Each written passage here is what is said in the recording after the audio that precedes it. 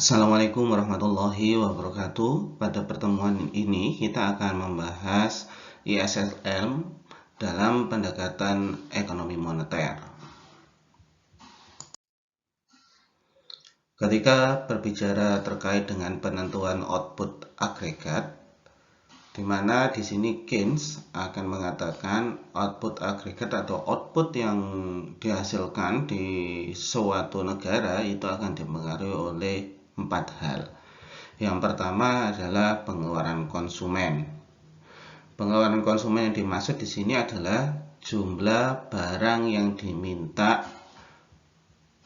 baik itu dilakukan oleh perseorangan ataupun oleh kelompok. Pengeluaran konsumen yang dimaksud di sini adalah semua yang mencakup kebutuhan primer, sekunder, ataupun tersier. Kemudian agregat demand yang kedua yaitu pengeluaran investasi yang direncanakan. Jumlah pengeluaran investasi yang direncanakan di sini yang dimaksud adalah ketika kita berbicara terkait perusahaan ketika melakukan produksi, di mana perusahaan tentu saja ingin menambah jumlah output produksinya, tentu mereka harus menambah beberapa modal yang mereka miliki, seperti modal fisik, yaitu mesin, komputer, pabrik, dan segala macamnya. Kemudian agregat demand yang ketiga menurut Keynes di sini adalah pengeluaran pemerintah.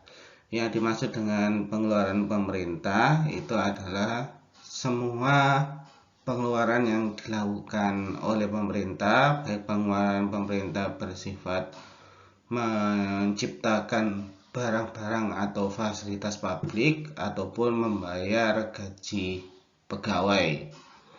Kemudian yang terakhir adalah ekspor bersih, di mana selisih antara ekspor dan impor.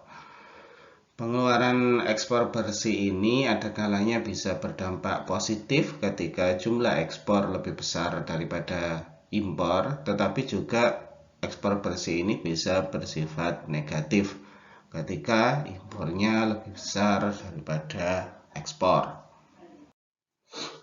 Ketika berbicara terkait dengan pengeluaran konsumen dan fungsi konsumsi, di sini kita akan mengatakan bahwa seberapa besar dan seberapa banyak konsumen itu melakukan konsumsi terhadap suatu barang dan jasa. Di sini dikatakan banyak sedikitnya konsumen melakukan aktivitas konsumsi barang dan jasa dipengaruhi oleh disposable income. Disposable income ini ketika semakin besar, tentu saja tingkat konsumsi masyarakat di suatu negara tentu akan semakin besar pula. Tetapi ketika disposable income-nya mengalami penurunan, tentu saja nantinya jumlah barang ataupun jasa yang dikonsumsi itu akan semakin berkurang. Disposable income sendiri itu apa?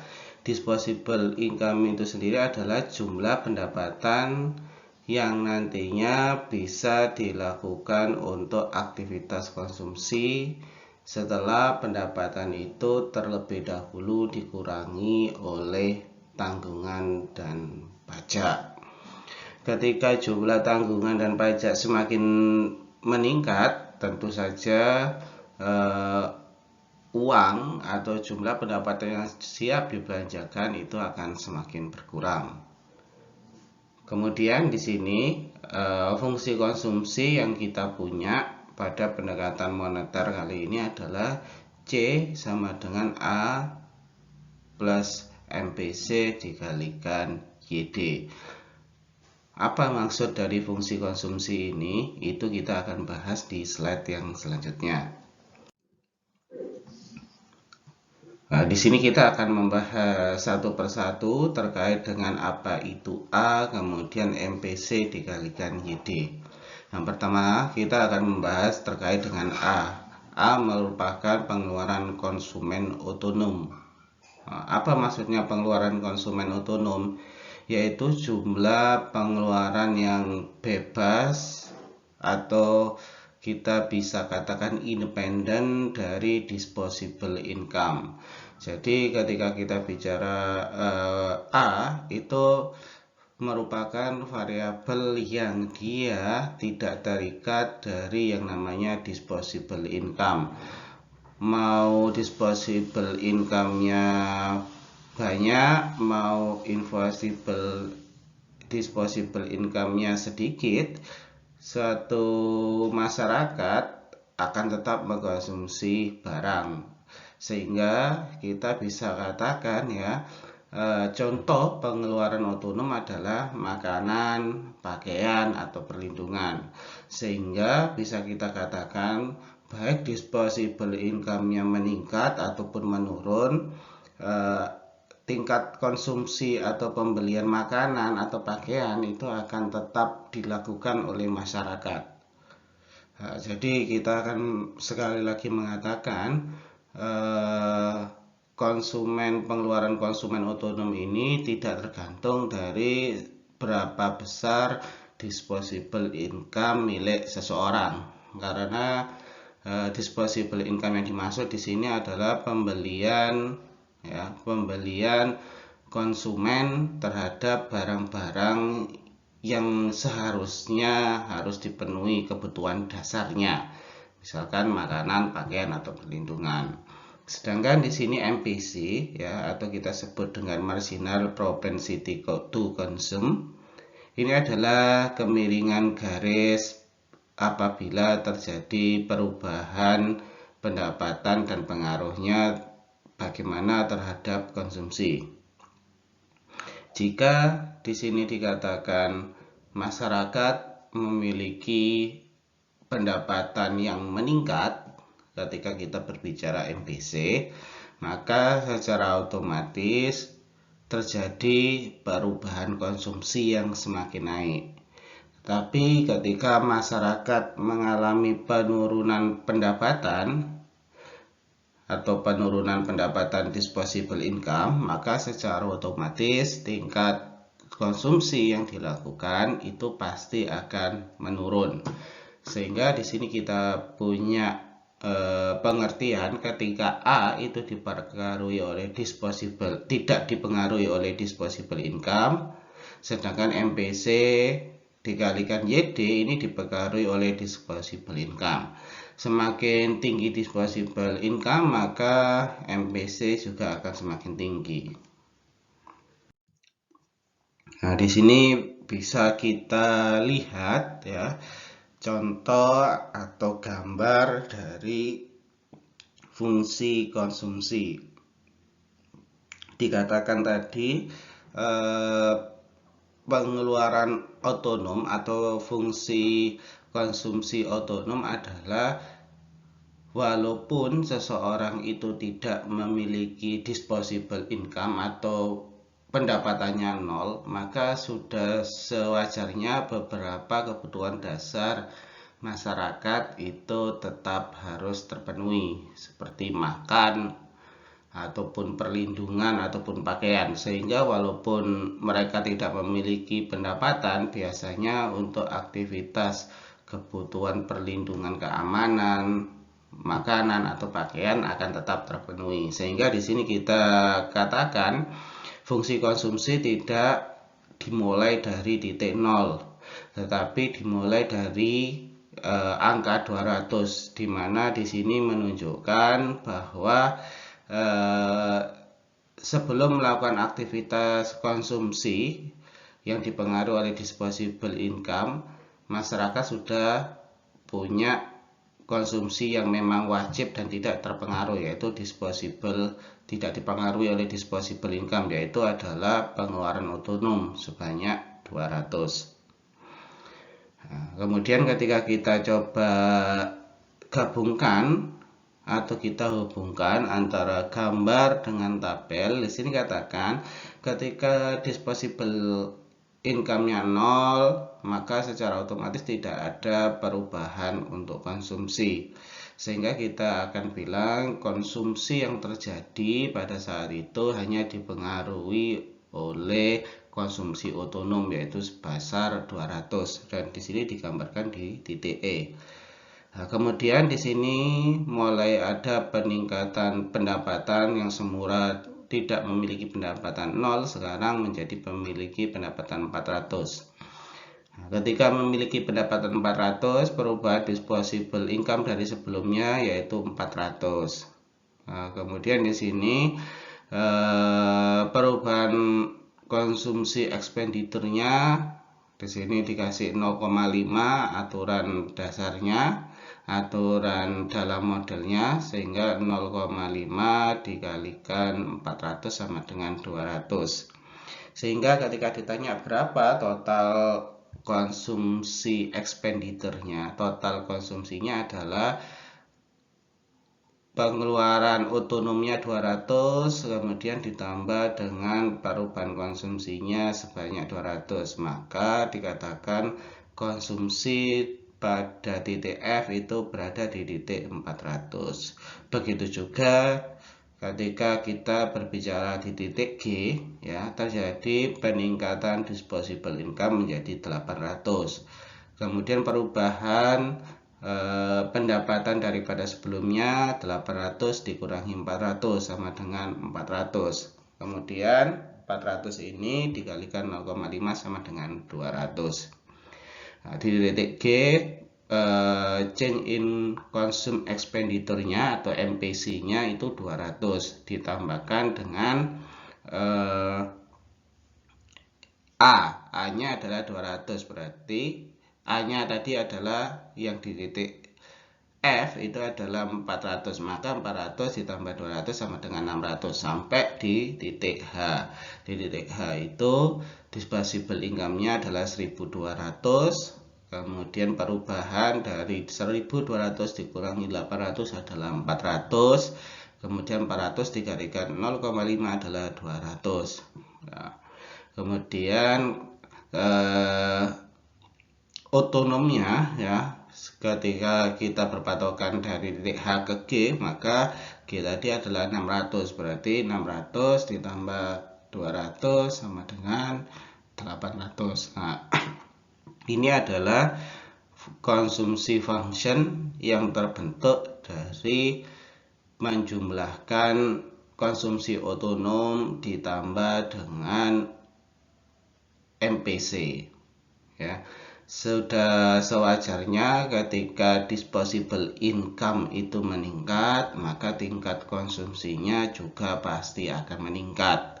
Kemudian pengertian yang kedua, tanpa ada disposable income, tanpa ada pendapatan, ya, di sini masyarakat tetap harus mengkonsumsi karena untuk memenuhi kebutuhan hidupnya. Katakanlah tadi dicontohkan, walaupun seseorang itu tidak memiliki pendapatan, tapi sudah sewajarnya mereka memiliki katakanlah kebutuhan perlindungan, pakaian, makanan. Secara otomatis ketika mereka memilikinya itu sudah kita sebut dengan konsumsi otonom yang tidak dipengaruhi oleh disposable income.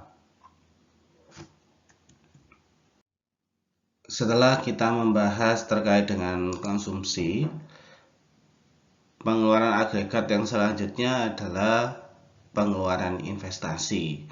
Ketika kita berbicara investasi, maka di sini kita akan membaginya menjadi dua, ya.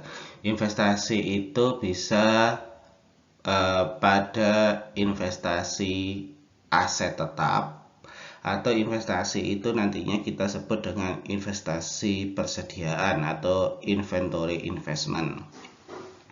Ketika berbicara investasi pada aset tetap, itu berarti ketika perusahaan membeli peralatan seperti mesin, komputer, ataupun membeli atau menambah jumlah pabrik atau gedung, serta pengeluaran yang direncanakan untuk rumah tangga, ya, pembelian mobil baru, pembelian rumah baru, itu yang kita sebut dengan investasi pada aset tetap. Sedangkan di sini ada investasi persediaan.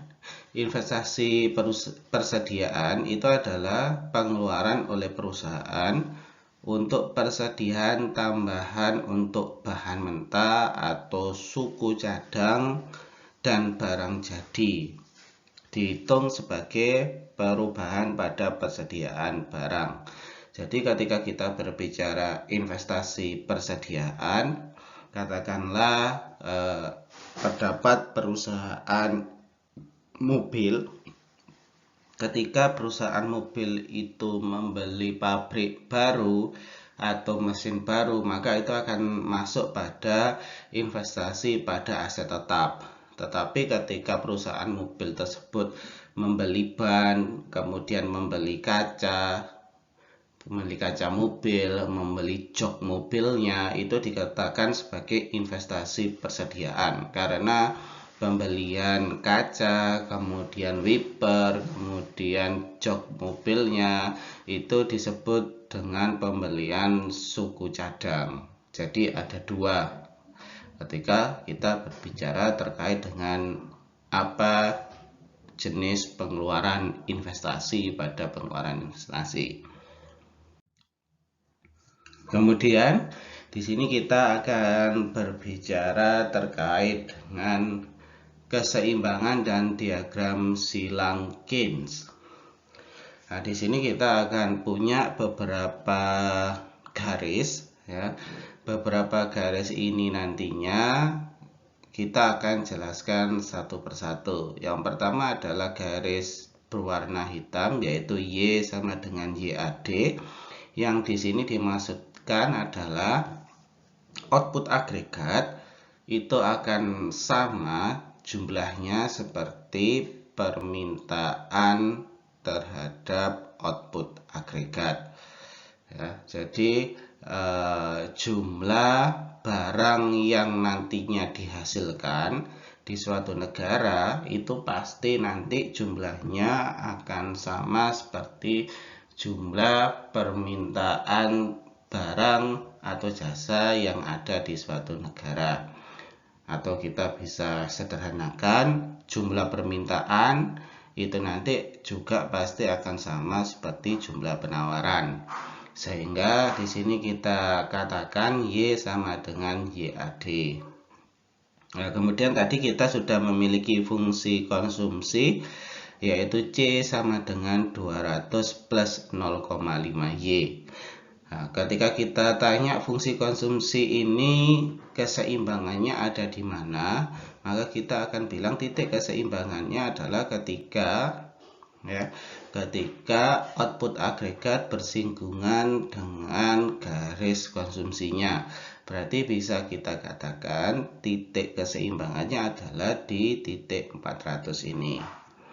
Nah, kemudian karena sekarang kita mengatakan ketika kita berbicara pengeluaran output agregat tidak lagi dipengaruhi oleh konsumsi saja, tetapi dipengaruhi oleh yang namanya jumlah investasi, maka yang semula kita memiliki garis pengeluaran agregat hanya ada di C ini ya, maka selanjutnya kita punya garis yang kedua yaitu YAD sama dengan C plus I ya. Kalau semula hanya C saja, sekarang kita punya tambahan investasi sehingga kita bilang YAD sama dengan C plus I, di mana C-nya itu 200 plus 0,5 Y, sedangkan I-nya itu di sini dikatakan adalah 300.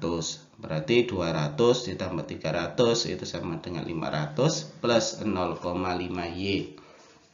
Nah, kemudian titik keseimbangannya ada di mana? Nah, ketika terjadi investasi, ada penambahan variabel investasi, maka titik keseimbangannya itu berada di titik C. Yang semula titik keseimbangan ada output agregatnya itu adalah 400, sekarang titik keseimbangan yang baru karena ada penambahan investasi sebanyak 300 itu ada di titik C, di mana output agregatnya adalah 1000. Nah, bagaimana ketika katakanlah terjadi kekurangan atau belum berada pada titik keseimbangan, ya, maka secara otomatis jumlah investasi yang terjadi di suatu negara itu harus ditambah. Katakanlah di sini awalnya itu adalah jumlah outputnya 800, padahal titik keseimbangannya ada di 1000, maka secara otomatis aktivitas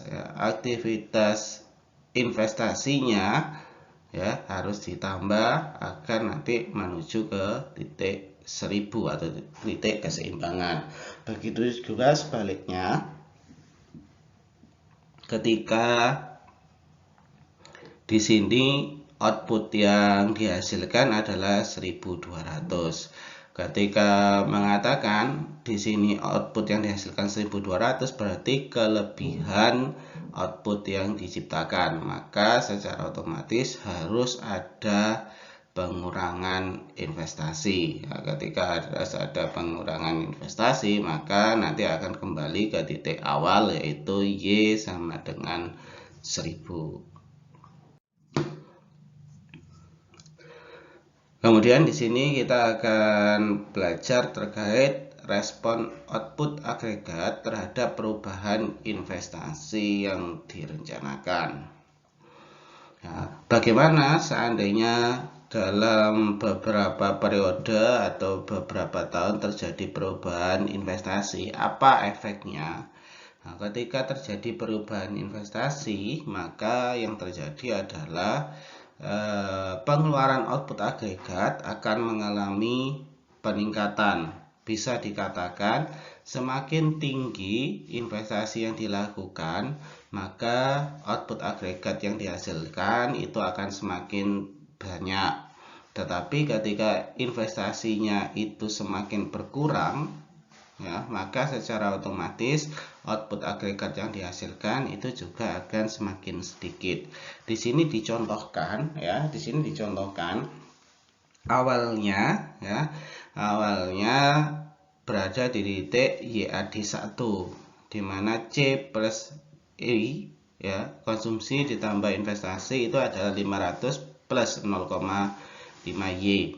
Nah, maka di sini dikatakan output agregatnya ada di 1000, tetapi ketika investasinya ditambah 100, sehingga di sini kita menemukan gambar YAD2, di sini dikatakan C plus I2 sama dengan 600 plus 0,5Y. Yang awalnya cuma 500 sekarang berubah menjadi 600. Maka efeknya apa? Di sini bisa kita lihat yang semula output agregatnya ada di 1000, sekarang bertambah menjadi 1200. Nah, bisa dikatakan berarti ketika ingin meningkatkan jumlah output, maka baik konsumsi ataupun investasi harus ditambahkan. Tapi ketika ingin mengurangi jumlah output, maka secara otomatis konsumsi atau investasi harus dikurangi. Setelah kita membahas pengaruh konsumsi dan investasi terhadap output agregat, selanjutnya variabel lain yang dianggap mempengaruhi output agregat adalah pengeluaran pemerintah. Apa manfaat dari pengeluaran pemerintah? Di sini bisa kita katakan kondisi perekonomian sebuah negara itu tidak selalu pada kondisi yang bagus. Ada kalanya di mana terjadi yang namanya resesi. Nah, ketika terjadi resesi, maka biasanya aktivitas konsumsi ataupun investasi akan mengalami penurunan. Bahkan kita bilang tidak akan ada aktivitas konsumsi atau investasi dalam masa resesi. Nah, padahal ketika kita berbicara pertumbuhan ekonomi, ketika kita berbicara pertumbuhan ekonomi, maka output agregat itu harus terjadi penambahan, ya. Ketika jumlah output agregatnya itu mengalami penambahan atau peningkatan tiap tahunnya, maka pertumbuhan ekonominya itu akan bagus. Tetapi bagaimana ketika konsumsi dan investasi itu tidak bisa dimanfaatkan secara maksimal, Nah, ketika kita mempunyai peran pemerintah, maka ketika konsumsi dan investasi tidak bisa berjalan maksimal, maka pemerintah berhak ikut serta. Makanya di sini ada variabel G, yaitu peran pemerintah.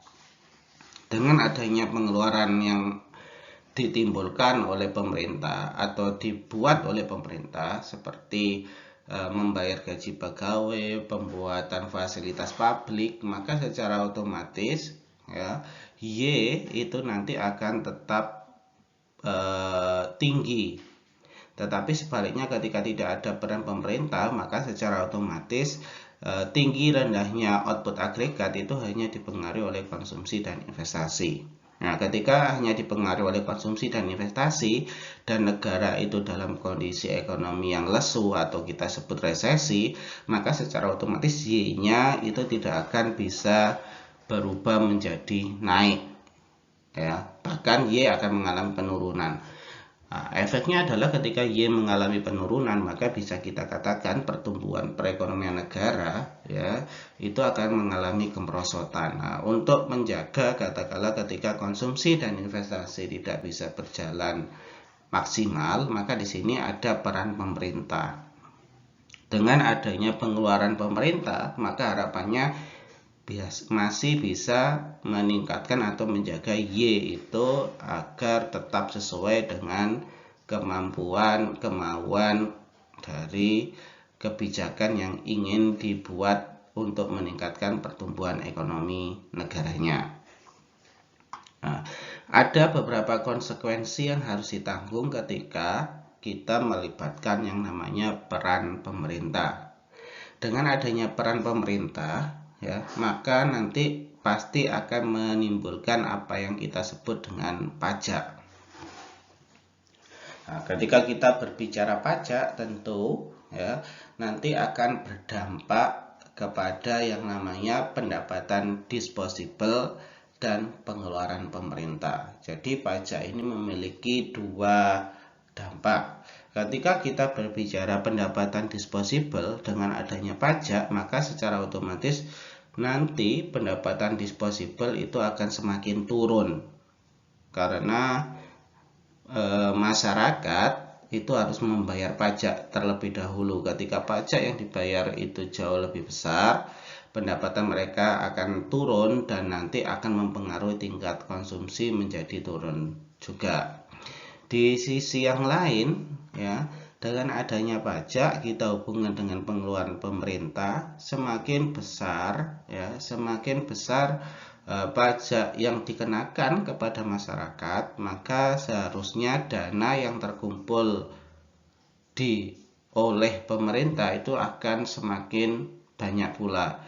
Ketika dana yang terkumpul atau pajak yang terkumpul semakin besar, tentu saja pengeluaran pemerintah dalam bentuk pembangunan fasilitas publik dan segala macamnya itu akan semakin tinggi.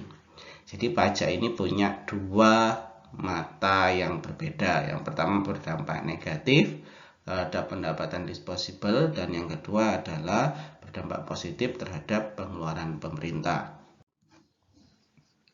Nah, di sini akan kita tunjukkan ketika bagaimana respon output agregat apabila terjadi pengeluaran pemerintah dan pajak.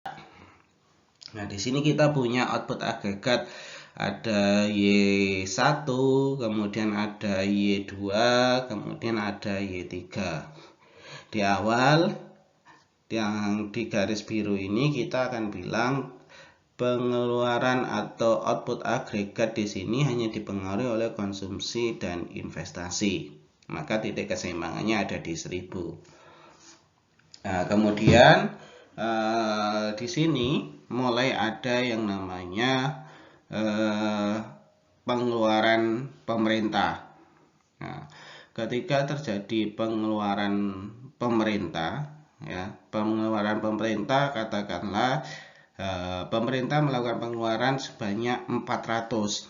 Nah, di mana 400 ini katakanlah pengeluaran pemerintah tidak bersumber dari pajak, katakanlah. Ketika tidak bersumber dari pajak, katakanlah, bagaimana pemerintah mendapatkan penghasilannya? Pemerintah bisa punya lembaga-lembaga BUMN yang nantinya ketika lembaga-lembaga BUMN itu menguntungkan, tentu saja untungnya akan digunakan untuk negara dalam proses pembangunan suatu negara. Nah, katakanlah di sini pengeluarannya adalah 400. Ketika pengeluaran 400, maka kita akan punya YAD2. Ya. Sehingga 500 ditambah 400. Karena di sini ada yang namanya pengeluaran pemerintah. Sehingga kita memiliki output agregat itu adalah sebanyak 1.800. Nah, ini yang kita sebut pengeluaran pemerintah berdampak positif. Nah, tetapi di sini juga kita punya YAD. Nah, YAD ini bagaimana? Katakanlah dengan adanya pengeluaran pemerintah, ya, maka akan mempengaruhi katakanlah disposable income milik masyarakat. Dengan meningkatnya pengeluaran pemerintah, maka masyarakat juga harus menanggung pajak. Nah, ketika masyarakat menanggung pajak, tentu saja tingkat konsumsinya pasti akan berkurang. Nah, sekarang kita akan menuju ke YAD3, di mana pajak yang diterapkan adalah min 200. Nah, ketika pajak yang diterapkan 200, maka yang semula kita punya CIG-nya 900 plus 0,5Y, karena pengeluaran pemerintah ini sebagian besar dibiayai dengan penerapan pajak yang dikenakan kepada masyarakat sebanyak 200, maka 900 dikurangi 200. Ya, ketika 900 dikurangi 200, ya tingkat konsumsinya akan 500 karena ada penekanan pajak sebanyak 200, maka kan tinggal 300. 300 ditambah 400. 400 ini adalah pengeluaran pemerintah, maka sekarang kita punya model atau rumus yang baru, yaitu YAD3 CI plus G sama dengan 700, ya. Dari 500 dikurangi 200, 500 ini konsumsi, kemudian min 200 ini adalah pajak, berarti tinggal 300 ditambah pengeluaran pemerintah sebanyak 400, maka di sini 700 plus 0,5Y. Maka ketika pengeluaran pemerintah yang sebagian besar atau separuhnya itu dibiayai dengan pajak, maka kita punya output agregat yang ketiga, yaitu di YAD, di mana output agregatnya ada di 1.400. Nah, dari sini kita tadi bisa katakan pengeluaran pemerintah itu bisa meningkatkan, ya, bisa meningkatkan output agregat. Ya. Di sini dikatakan output agregatnya dari 1.000 itu bisa meningkat ke 1.800.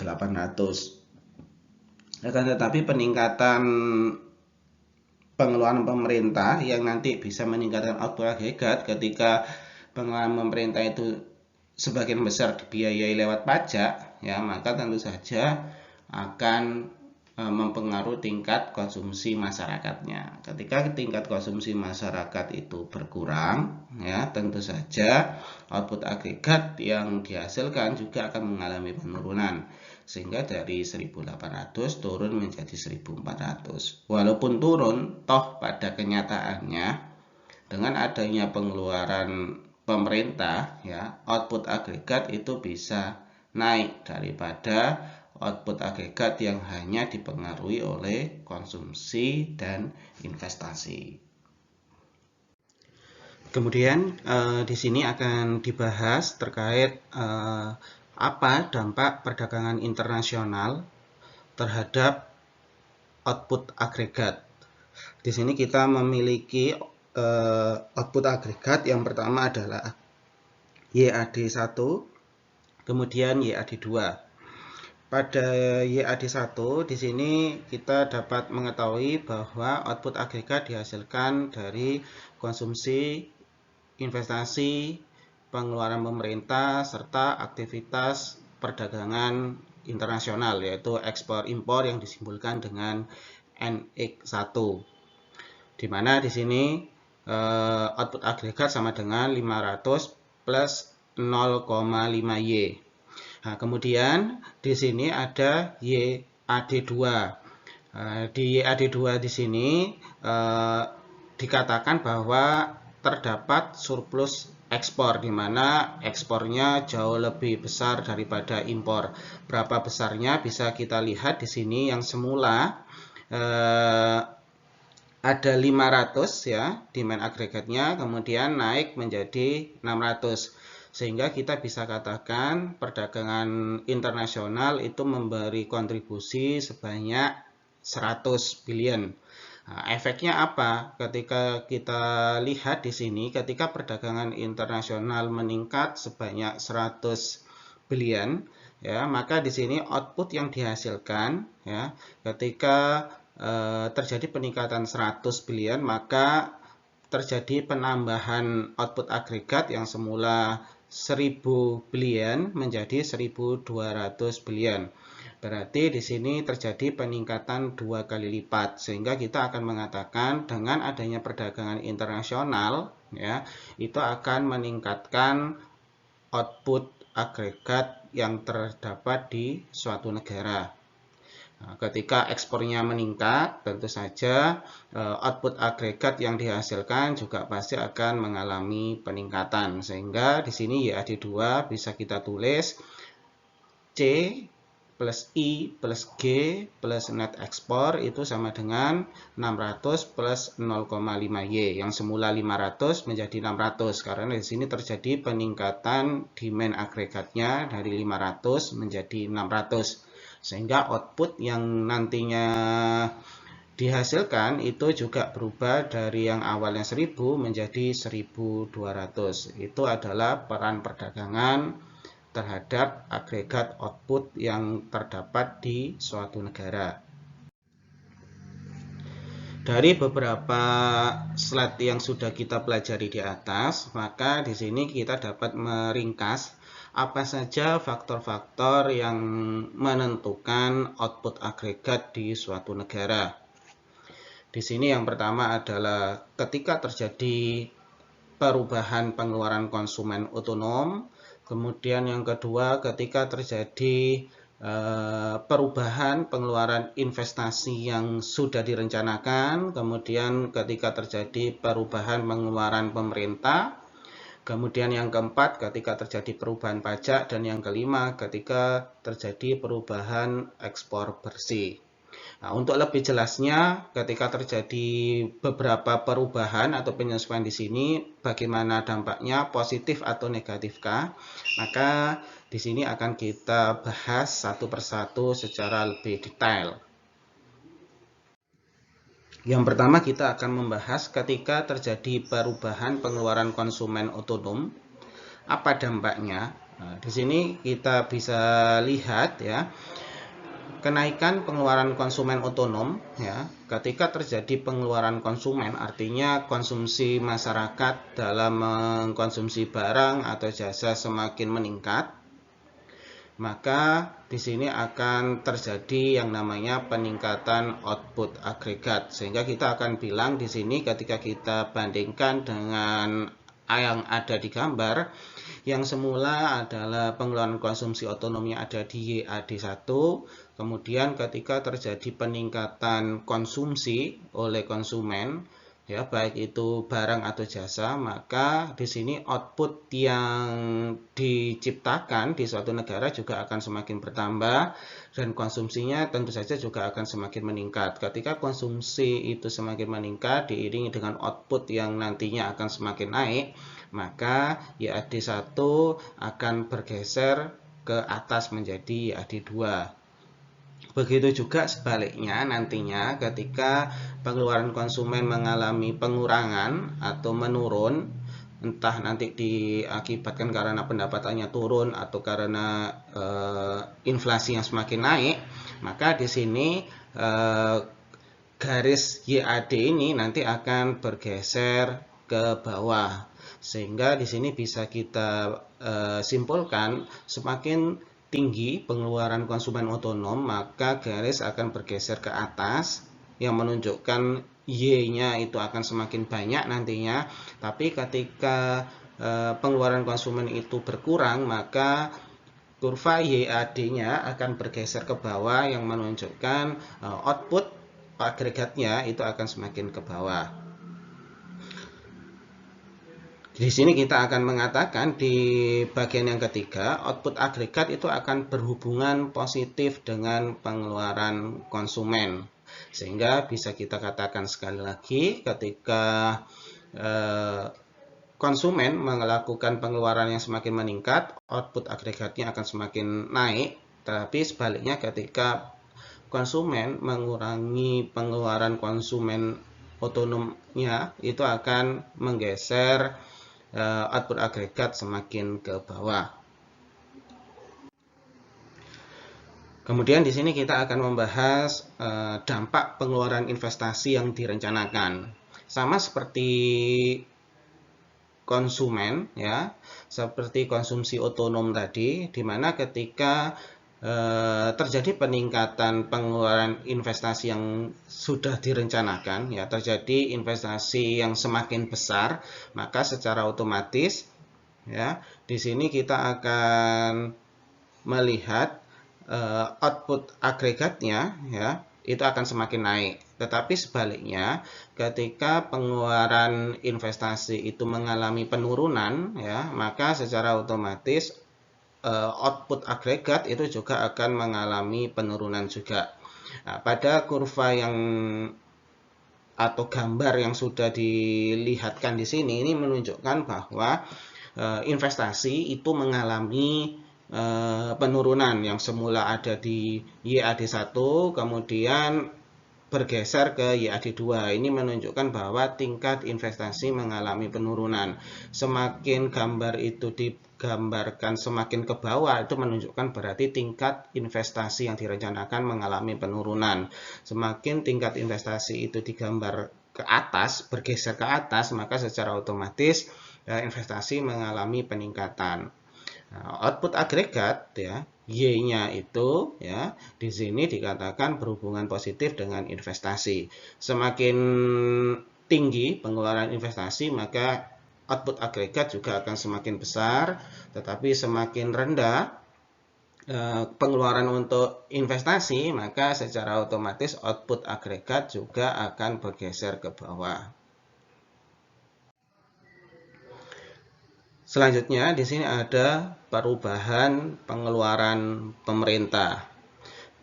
Di poin pertama itu dikatakan peningkatan pada pengeluaran pemerintah secara langsung itu juga akan menambah permintaan agregat dan meningkatkan fungsi permintaan agregat yang meningkatkan output agregat.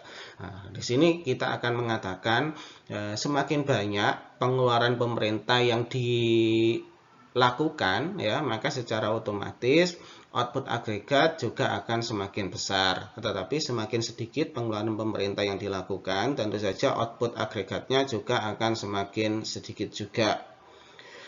Output agregat sama seperti ketika kita bicara konsumsi ataupun investasi yang direncanakan, itu berhubungan positif dengan pengeluaran agregat. Semakin tinggi pengeluaran pemerintah, maka outputnya juga akan semakin tinggi, begitu juga sebaliknya. Kemudian di sini ada yang namanya perubahan pajak.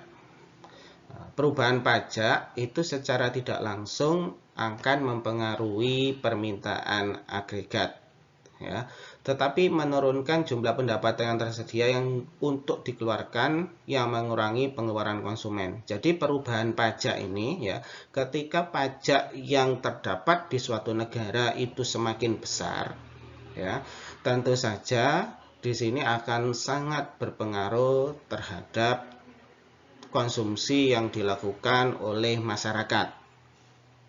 Seseorang pasti akan mengurangi jumlah konsumsinya ketika pajak yang mereka tanggung itu semakin tinggi. Tetapi sebaliknya, ketika pajak yang ditanggung itu semakin rendah, maka secara otomatis pengeluaran konsumen untuk melakukan konsumsi itu semakin tinggi. Nah, sehingga di sini kita akan mengatakan penurunan pajak itu akan membuat pendapatan yang tersedia untuk digunakan sebagai aktivitas konsumsi akan semakin besar. Sehingga di sini akan dikatakan output agregat itu akan berhubungan negatif dengan pajak. Jadi semakin tinggi pajak, output agregat akan semakin rendah. Tetapi sebaliknya, semakin rendah pajak yang diterapkan, maka output agregatnya itu akan semakin tinggi. Karena sekali lagi, tingkat pajak itu akan mempengaruhi tingkat konsumsi masyarakat. Makin tinggi pajak, konsumsi makin rendah pajak, konsumsinya akan semakin tinggi.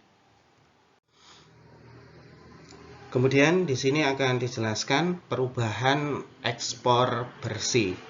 Ya, di sini pada poin pertama itu dikatakan kenaikan ekspor bersih secara langsung itu akan menambah permintaan agregat dan meningkatkan fungsi permintaan agregat. Sehingga output agregat itu akan meningkat. Sederhananya kita akan mengatakan ketika ekspor bersih mengalami peningkatan, ya, maka secara otomatis output agregat juga akan mengalami peningkatan. Ekspor bersih mengalami peningkatan yang dimaksud adalah secara otomatis ekspor itu nantinya akan jauh lebih besar daripada impor. Sehingga output agregat yang terdapat di suatu negara itu akan mengalami peningkatan. Tetapi sebaliknya, ketika ekspor bersih itu mengalami penurunan atau bahkan negatif, maka secara otomatis menyebabkan output agregat yang terdapat di suatu negara itu juga akan mengalami penurunan. Sehingga di poin ketiga kita akan mengatakan output agregat itu berhubungan positif dengan ekspor bersih. Ketika ekspornya naik, secara otomatis output agregat juga akan mengalami peningkatan. Tetapi ketika net ekspornya itu mengalami penurunan, maka secara otomatis output agregat juga akan mengalami penurunan. Sehingga di sini cukup penting bagi suatu negara itu untuk menjaga agar net ekspornya mengalami surplus, agar output agregatnya itu mengalami peningkatan. Kemudian kita akan bergeser ke model ISLM. Yang pertama kita bahas adalah terkait dengan keseimbangan di pasar barang atau kita akan menyebutnya kurva IS. Di sini ketika kita bicara kurva IS yaitu keseimbangan terkait dengan barang, maka di sini kita akan membahas suku bunga dan pengeluaran investasi yang direncanakan. Ya, ketika suku bunga itu mengalami penurunan, ya, ketika suku bunga itu dikatakan di sini lebih rendah, ya, perusahaan bisnis itu kemungkinan besar akan melakukan investasi ke modal fisik, sehingga pengeluaran yang direncanakan nantinya juga akan semakin meningkat. Sehingga kita bisa contohkan di sini ketika katakanlah suku bunga yang diterapkan di suatu negara itu rendah, ya, maka perusahaan itu lebih suka membelanjakan uangnya untuk investasi dalam modal fisik, dalam artian membeli peralatan, kemudian mendirikan gedung baru untuk aktivitas produksi daripada melakukan aktivitas seperti menabung atau membeli obligasi. Itu pada saat suku bunga rendah. Nah, dengan menurunnya suku bunga rendah, biaya peluang atau hilangnya penghasilan bunga untuk melakukan investasi yang direncanakan itu juga mengalami penurunan, ya. Sehingga di sini bisa kita artikan ketika suku bunga itu rendah, orang lebih suka melakukan investasi dalam modal fisik. Tetapi ketika suku bunga mengalami peningkatan, orang itu lebih suka melakukan investasi dalam bentuk katakanlah saham, obligasi, ataupun menyimpan uangnya di dalam lembaga keuangan. Sehingga bisa kita artikan hubungan antara investasi dan suku bunga itu adalah negatif. Ketika suku bunga rendah, orang sangat suka melakukan investasi modal fisik, tetapi pada saat suku bunga tinggi ya, seseorang itu lebih suka melakukan aktivitas saving. Sehingga di sini kita memiliki gambar kurvanya itu seperti ini ya. Yang pertama itu adalah gambar interest rate-nya, kemudian yang bawah itu adalah menunjukkan planning untuk melakukan investasi. Dikatakan ketika tingkat suku bunganya tinggi, perusahaan cenderung investasi yang dilakukan itu sedikit. Tetapi ketika suku bunga itu turun, maka kita akan bisa lihat di sini planning investasi yang akan dilakukan itu jauh semakin lebih banyak. Kemudian di sini kita akan membahas hubungan antara suku bunga dan ekspor bersih. Di poin pertama itu dijelaskan ketika suku bunga itu mengalami peningkatan, maka aset dalam bentuk rupiah itu akan jauh menjadi lebih menarik dibandingkan dengan memegang mata uang asing, sehingga mengakibatkan kenaikan permintaan aset dan meningkatkan kurs. Itu adalah tahapan yang pertama. Nah, di poin ini kita akan mengatakan bahwa ketika suku bunga itu mengalami kenaikan ya, maka banyak nantinya baik orang dalam negeri ataupun orang luar negeri itu lebih menyukai memegang aset dalam bentuk rupiah. Nah, ketika banyak seseorang itu menyukai memegang aset dalam bentuk mata uang rupiah daripada mata uang asing, tentu saja secara bertahap mata uang rupiah itu nanti akan mengalami penguatan. Nah, ketika mata uang rupiah mengalami penguatan atau kita sebut biasanya dengan apresiasi, dampaknya apa? Dampaknya adalah kita bisa beralih ke yang kedua. Ketika mata uang tersebut mengalami penguatan, dalam hal ini nilai rupiah itu mengalami penguatan, tentu kita akan mengatakan barang-barang domestik milik Indonesia itu akan terkesan menjadi jauh lebih mahal daripada sebelumnya karena nilai rupiah mengalami penguatan. Nah, sehingga ketika mata uang rupiah mengalami penguatan, kemudian disusul dengan efek selanjutnya yaitu barang-barang domestik menjadi lebih mahal, ekspor bersih tentu saja akan mengalami penurunan nantinya. Karena barang-barang buatan Indonesia akan terkesan jauh lebih mahal, sehingga permintaan maka lama-kelamaan akan mengalami penurunan. Karena seseorang yang semula membeli barang Indonesia terkesan lebih murah, tapi kenyataannya sekarang karena rupiah mengalami penguatan, maka harga-harga barang di Indonesia itu akan mengalami kenaikan. Ketika kita hubungkan dengan permintaan penawaran, kita akan mengatakan jumlah barang yang diminta itu pasti akan tergantung dari harga barangnya. Ketika harga barangnya naik, tentu saja permintaan akan berkurang. Konsumen akan mengurangi permintaannya.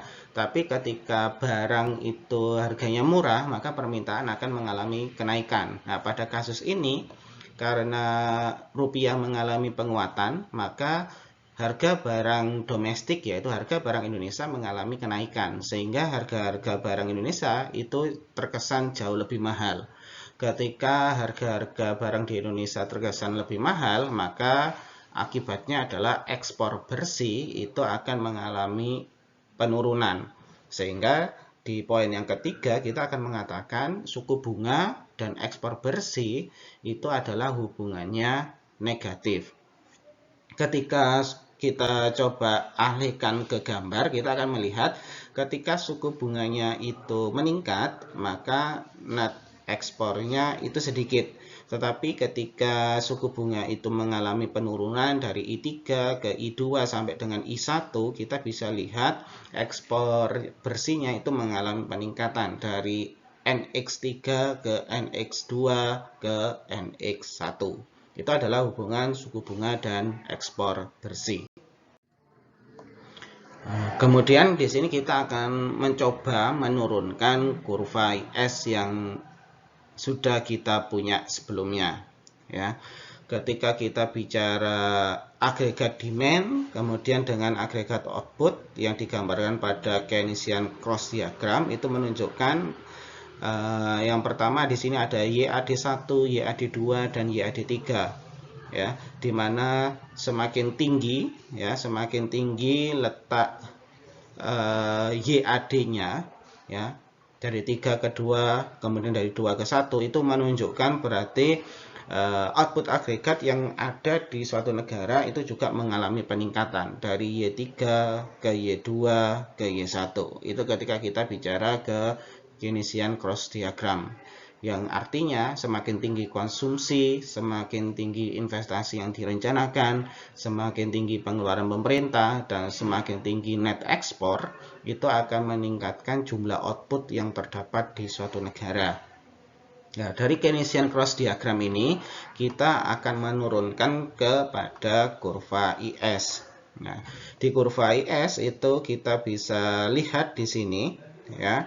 Yang di bawah ini itu menunjukkan kelebihan permintaan terhadap barang, kemudian yang atas ini itu adalah menunjukkan kelebihan penawaran barang.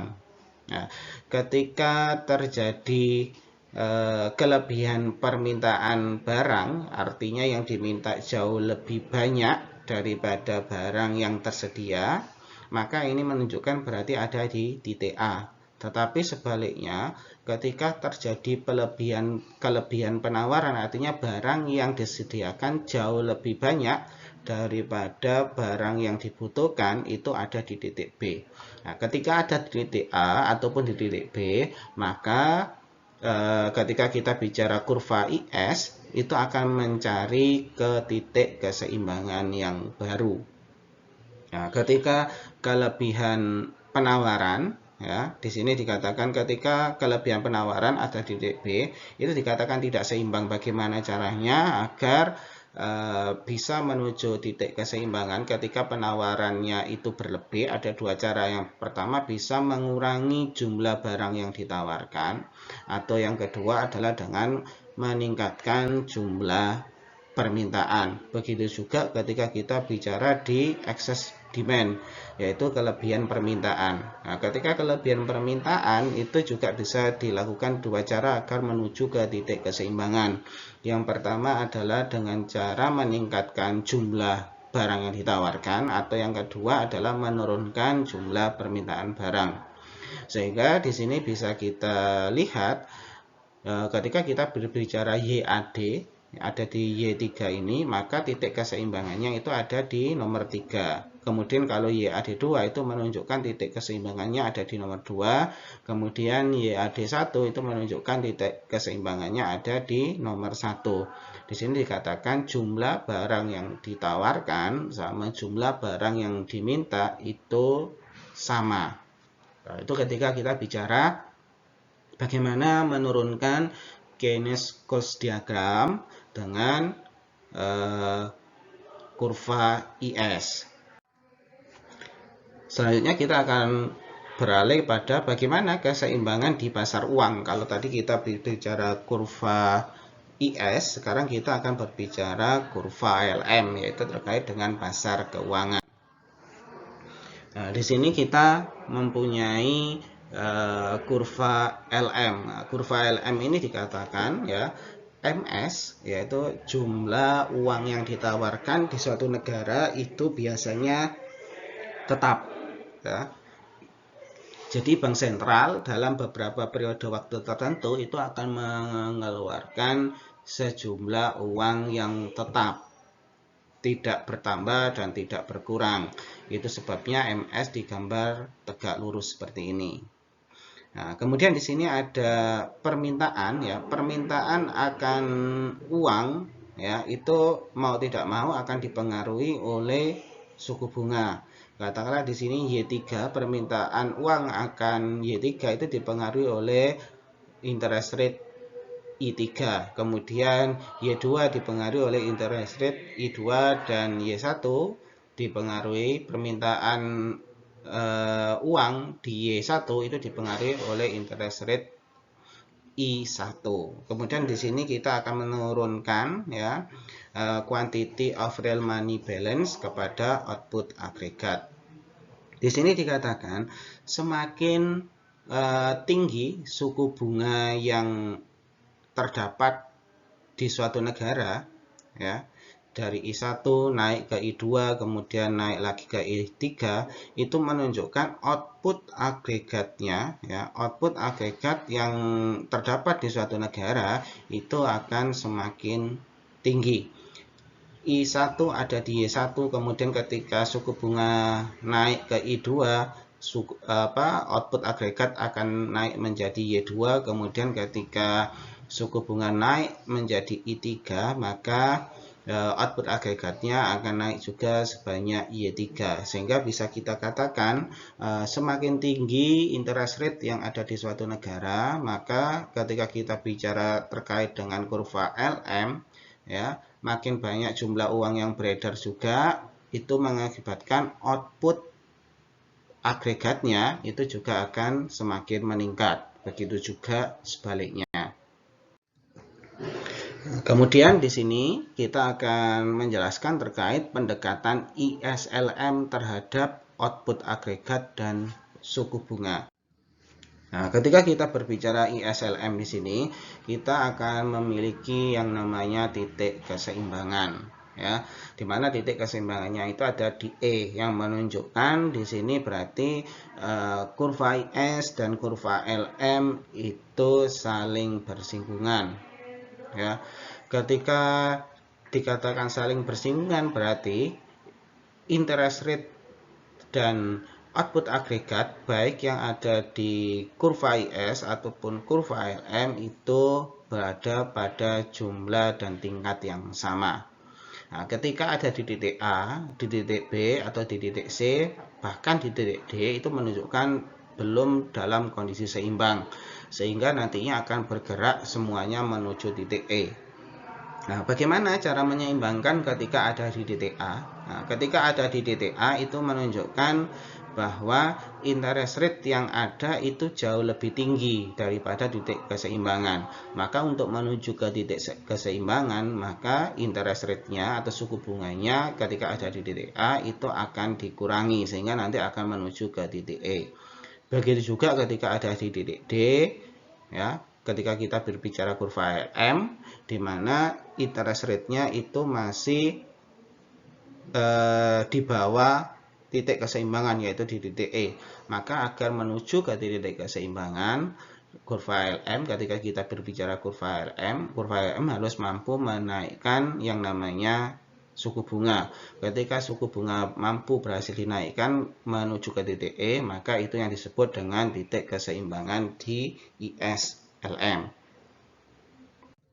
Demikian materi terkait ISLM dilihat dari pendekatan ekonomi moneter. Terima kasih. Wassalamualaikum warahmatullahi wabarakatuh.